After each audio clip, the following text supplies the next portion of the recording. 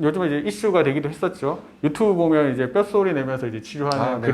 그런 거 많이 보는데 그런 거에 대해서 어떻게 생각하시나요? 안녕하세요. 서울역 연세공감의원 대표원장 남순길입니다. 오늘은 저희 도수치료사 선생님 모시고 도수치료에 대한 오해와 진실 그리고 이제 환자분들한테 꼭 전하고 싶은 얘기가 있어서 이렇게 영상을 찍게 되었습니다. 먼저 저희 도수치료센터 안원찬 센터장님 인사 먼저 나누겠습니다. 안녕하세요. 네, 반갑습니다. 센터장 안우찬이라고 합니다. 네, 어색하죠? 처음이라서 네. 그렇습니다. 네. 좀 지나면 괜찮아지실 거예요. 안호찬 센터장님은 예전에 제가 이제 봉지기 생활할 때 같이 근무했던 분이고, 그래서 이제 그때 좋은 인상을 가지고 괜찮은 분이다 생각하고 있었는데, 제가 이제 연세공감 개원하면서 좀 도수치료나 이런 세팅하는 데 있어서 좀 도움을 받고 싶어서 인천까지 가서 이제 서로 이제 얘기를 좀 하다가 얘기를 해보니까 서로 잘 맞는 것 같아. 그래서 같이 한번 일해볼까요? 그래서 이제 이렇게 같이 근무하게 되었습니다. 병원이 이 정도 자리 잡고 여기까지 올라오는데 굉장히 노력을 많이 해주셨습니다. 네, 감사합니다. 감사합니다. 네. 도수치료 저희가 많이 하는데 네. 도수치료 잘 모르는 분들이 굉장히 많잖아요. 도수치료에 대해서 간략하게 설명을 네. 해주실 수 있을까요? 도수 치료라는 거는 이제 말 그대로 손으로 하는 치료인데요. 임상적으로는 원장님이 진단을 내려주시면 그 진단에 대한 부분이나 아니면 환자분이 호소하시는 증상에 대해서 개인적인 특성을 반영해서 저희가 이제 물리적인 방법을 통해서 치료를 하는 걸 도수 치료라고 합니다. 그렇죠. 좀 어렵게 말씀해 주셨는데 조금 더 이제 이해하기 쉽게 구체적인 예를 들어서 한번 설명해 주실 수 있을까요? 예. 네. 허리 통증을 예를 들어서 설명을 드려보겠습니다. 환자분이 이제 아무렇지도 않게 생활하는 일상간에서 허리 통증이 갑자기 발생하거나 아니면은 이제 대수롭지 않은 무게의 물건을 들다가도 허리 통증이 갑자기 발생하는 경우가 있습니다. 이런 경우를 보자면 이제 엉덩이 근육이 약해져서 허리에 부담이 증가하는 경우가 이제 한 경우가 있는데요. 엉덩이 근육이 약해지기 시작하면은 어떤 원인에 의해서 지속적으로 이제 엉덩이 근육이 계속 약해지기 시작을 하고 그러다 보면 허리의 부담은 엉덩이가 해야 될 일까지 대신 해줘야 되기 때문에 계속 이제 부담이 증가하게 됩니다. 이럴 때 이제 저희 같은 치료사들이 환자 엉덩이 근육이 왜 약해질 수밖에 없는지, 자세나 습관에 문제가 있는지, 아니면 신경질환에 문제가 있는지, 관절에 문제가 있는지 이런 것들을 이제 만져보거나 관절을 돌려보거나 움직여보면서 테스트를 하고 그리고 또 치료를 해보고 치료에 대한 반응을 보고 또 다시 테스트를 하고 이런 식으로 하는데 치료는 저희가 스트레칭이나 마사지나 관절 가동술, 치료적인 운동 이런 것들을 적용하게 됩니다. 그러니까 이제 다시 제가 말씀드리면 통증 완화 목적으로 저희가 이제 뭐 근육이 많이 뭉쳐 있다 그럼 근육만 이제 풀어주는 그런 식의 치료를 하는 게 아니라 조금 더 이제 근본적인 이게 왜 이렇게 약해지고 이게 왜 이렇게 될 수밖에 없는지 그런 것까지 저희가 이제 찾아가서 근본적인 치료를 한다. 그렇게 이해하시면 좋을 것 같습니다. 도수치료 하시다 보면 고충이 좀 있으실 것 같아요. 네. 예, 저도 뭐 그런 거 뭐 여러 가지 들은 것도 있는데 그리고 치료할 때 제일 어려운 질문 환자분들이 하는 게 네네. 치료할 때는 괜찮고 이제 다음에 올 때 되면 또 아프다. 네. 이거 언제까지 해야 되냐. 네. 그렇게 얘기하시는 분들이 좀 있잖아요. 네. 예, 그때 보통 어떻게 설명드리십니까? 보통 환자분들이 첫 치료를 하시고 기대감이 높아져서 이제 그런 얘기를 하시는 경우가 많은데요. 치료라는 게 이제 처음 치료를 하시면은 기능 개선이 되면서 즉시 이제 통증이 떨어지거나 관절 가동 범위가 확 증가되는 경우를 이제 종종 볼 수 있습니다. 어렵지 않게. 그런데 환자분이 문제가 되는 동작이나 자세를 오랫동안 유지할 능력이 안 되거나 아니면 여러 번 반복할 만한 안정성이 확보가 안 돼 있으면은 다시 불편해지기 마련이거든요. 그런 부분은 이제 반복을 통해서 해결되는 부분이 대부분입니다. 개인적인 특성에 따라 조금 다릅니다. 이거는 이제 환자를 치료를 해보면은 금방 좋아지시는 분들도 있고 여러 번 반복을 해야 되는 부분도 있고 근데 뭐 나이나 평소 관리 상태 그리고 다른 질환의 여부 이런 거에 따라가서 개인적인 특성이 너무 다르기 때문에 반복을 해야 되는데 무작정 반복을 할 수는 없고 환자 상태에 따라 가지고 점진적으로 치료 빈도를 줄여나가고 있습니다. 그리고 환자 스스로 관리할 수 있게 운동을 알려드린다든지 점점 빈도를 줄여나가면서 관리 상태도 파악하고 이런 식으로 진행하고 있습니다. 그렇죠. 저희도 이제 이런 질문 이제 진료실에서 굉장히 많이 받는데 결국은 이거는 이제 환자분이 저희 치료를 이제 얼마나 잘 따라와 주느냐. 그리고 얼마나 저희가 내드리는 이제 숙제 같은 거, 이런 거 좀 하셔야 된다, 이런 거 좀 고치셔야 된다, 이런 부분에 대해서 얼마나 잘 수행하느냐에 따라 달라지는 거거든요. 보통은 처음에 저희가 주 2회 오시라고 말씀드리고 주 1회라도 와서 일정한 간격으로 오셔야 저희가 환자분의 패턴이나 뭐 이런 걸 파악을 해서 이제 저희가 계획을 짜서 이제 치료를 진행할 수 있는데 어떨 때는 자주 오시고 어떨 때는 이제 좀 치료 간격을 좀 늘려오시고 이러시면 사실 저희가 좀 곤란한 상황이 생길 수가 있어요. 저희가 알려드리는 잘못된 습관이나 자세 이런 것도 좀 고쳐주시고 저희가 알려드리는 운동을 잘 따라와 주시면 훨씬 빨리 좋아질 수 있다는 거 그걸 좀 기억해 주셨으면 좋겠습니다.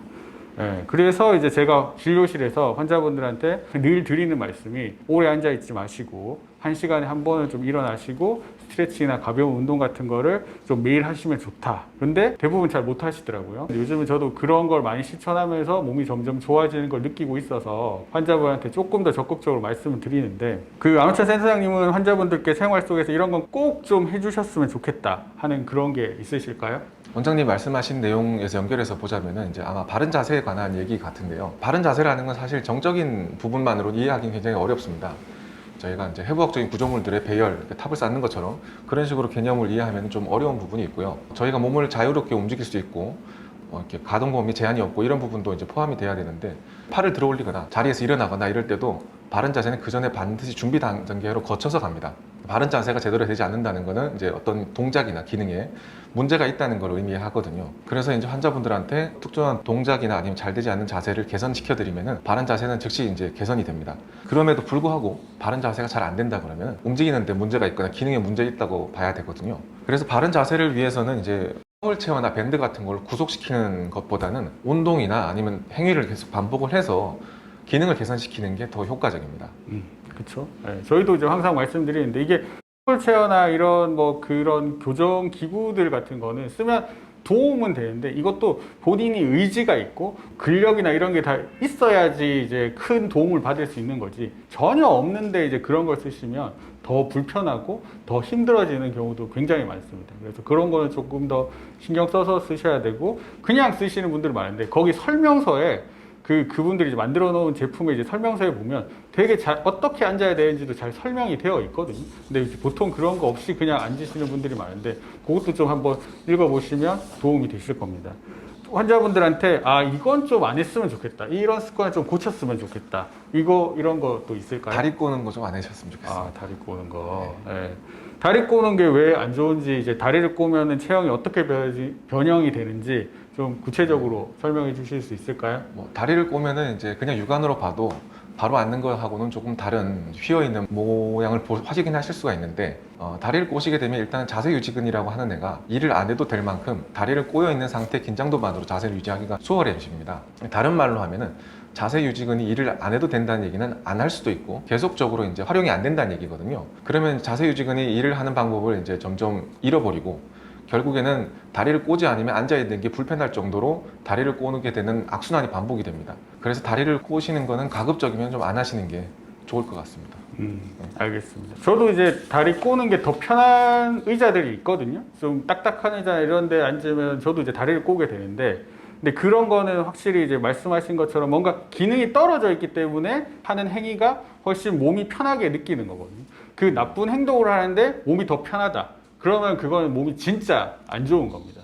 그걸 좀 기억해 주셨으면 좋겠습니다. 그래서 만약에 이제 그런 게 있으면 몸에 조금 더 신경을 쓰시고 조금 관찰을 해보시고 문제를 체크를 해보셨으면 좋겠고, 체크가 안 되고 그러시면 병원에 오시면 저희가 한번 체크해 드리도록 하겠습니다. 네.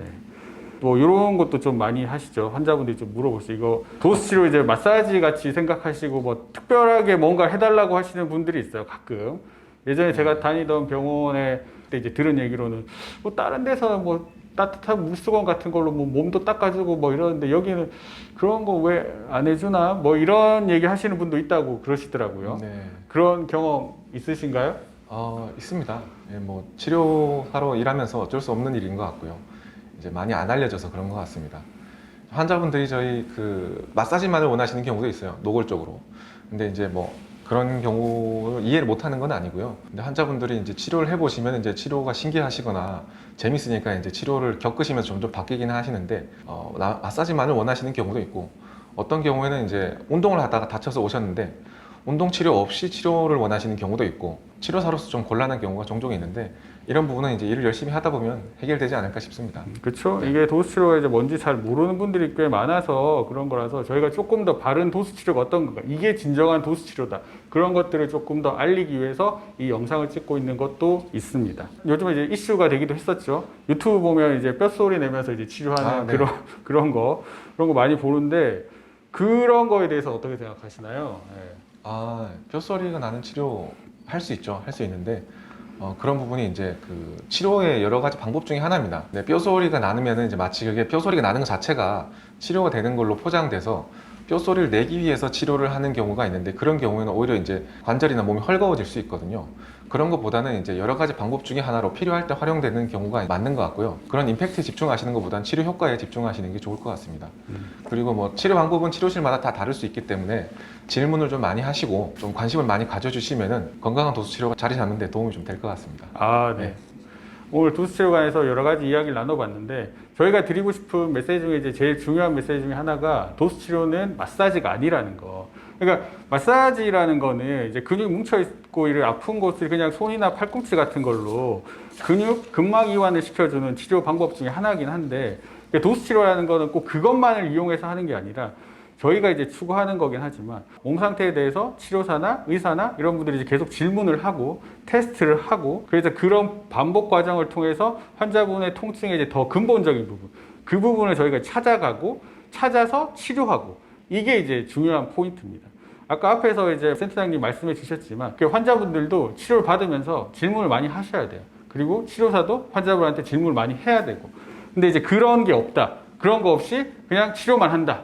아, 그러면 그거는 마사지에 가깝다. 네, 그렇게 말씀드리겠습니다. 그리고 이제 나쁜 생활 습관과 자세에서 비롯된 통증은 이제 통증 완화 목적으로 저희도 이제 주사를 많이 하긴 하는데 그건 진짜 통증 완화 목적인 뿐인 거고 진짜 좀 더 근본적으로 그 원인을 찾아서 해결하지 않으면 또 시간이 지나면 아파지실 수밖에 없어요. 그래서 저희가 도수치료를 권해드리는 건 환자분들의 좀 더 근본적인 치료를 해드리기 위해서 하는 거니까 그렇게 오해를 없으셨으면 좋겠습니다. 그리고 이제 제가 늘 말씀드리지만 통증은 몸에서 주는 신호입니다. 자동차가 이제 노란 신호에서 이제 건너려고 건널 수도 있어요.